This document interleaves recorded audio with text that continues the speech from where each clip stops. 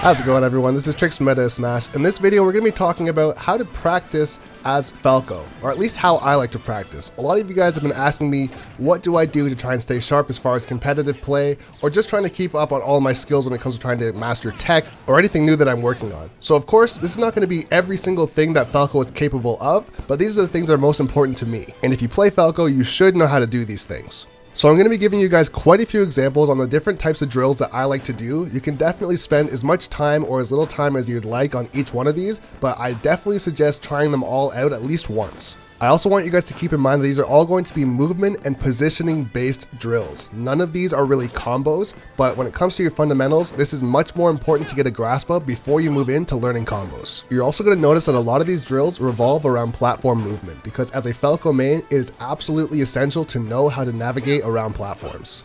Also, when I'm going through these drills, I try and challenge myself to land or perform each of these things at least 10 to 15 times in a row without messing up, to make sure that I really am capable of doing it when I want to.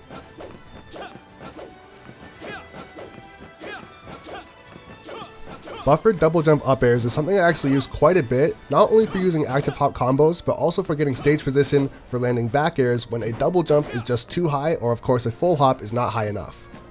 At low percents, using C-stick fastfall aerials is one of the best ways to combo extend by holding down on the control stick and inputting your fastball with the C-stick.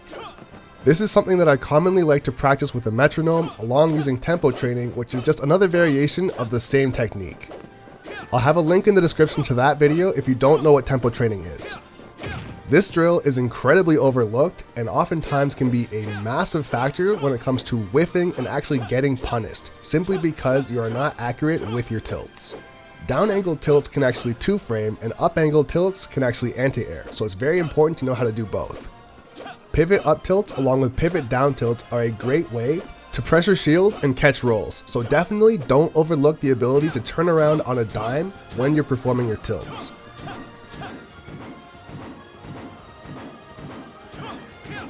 This is a drill that I like to do when I'm trying to keep my concept of spacing sharp while on and off stage.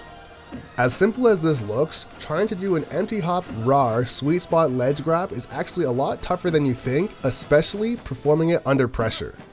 This can be a really great way to set up for ledge trumps and drop zone fairs very quickly.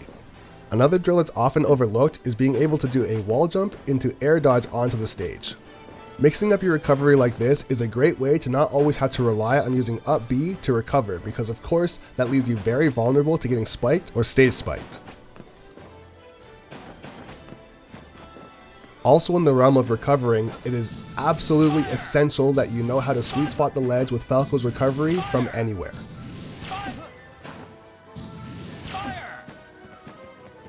When you're performing this recovery from above, make sure that you hold down on the control stick until the animation begins, and then return it to the neutral position so that you snap to ledge and not fly straight by it in SD.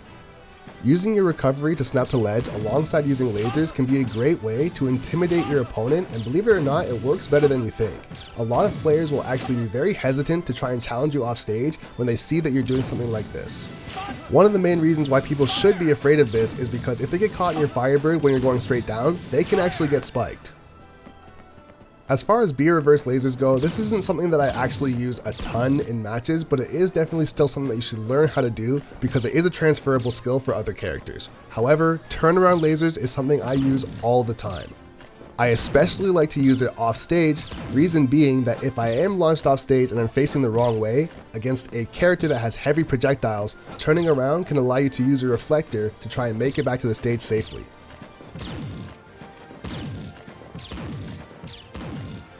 Now, these next series of drills, in my opinion, are the absolute most important for Falco.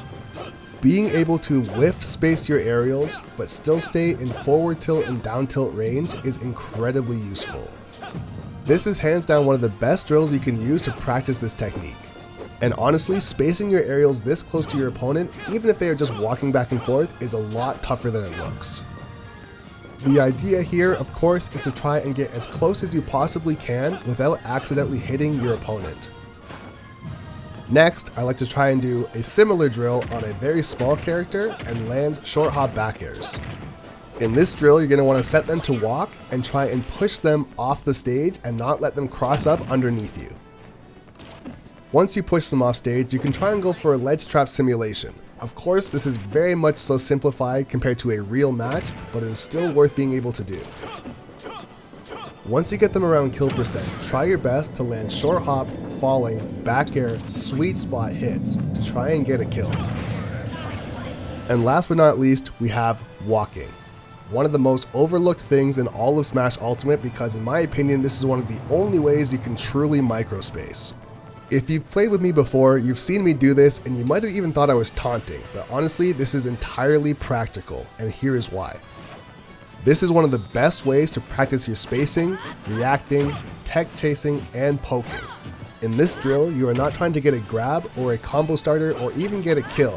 What you're trying to do is simply whiff punish and space. You want to try and weave in and out of their zones and land as many forward tilts as you possibly can, but also make sure to stay very much so aware of your defensive options. This means try to react to run, jump, spot dodge, and shield if you have to. Ultimately, the point of this drill is to practice your walking, so of course you do not want to spam your defensive options, but still, like I said, be aware of them. During this demonstration, I want you to really pay attention to how much I am walking amongst anything else. If I do happen to get a knockdown, I go for a very simple tech chase, but I do not put myself in any immediate danger so that they have to work to try and get a hit on me. Once they start to get a little bit closer to kill percent, I like to start going for down tilts. This is just once again for the sake of awareness. Not every single character is going to get killed at 100%, but it is good to be aware of their climbing percent and mix up your punish options accordingly. Once again, I want to stress that this of course is not how you would play out the entirety of a stock, and of course I'd probably actually go for a back air to seal out a stock in this case, but like I said, the point of this drill is for walking. But anyways guys, that's going to be it for this video. Let me know if you like this style of video. I was actually thinking of doing a series on this and calling it skill drills, where I'm going to break down the different types of components for each and every character as far as what you should learn how to practice for their fundamental use. So please let me know in the comments below if this is something that you guys would be interested in. And once again, this is Trixx from MoS Smash saying thanks for watching the video, and be sure to subscribe to the channel for more videos just like this.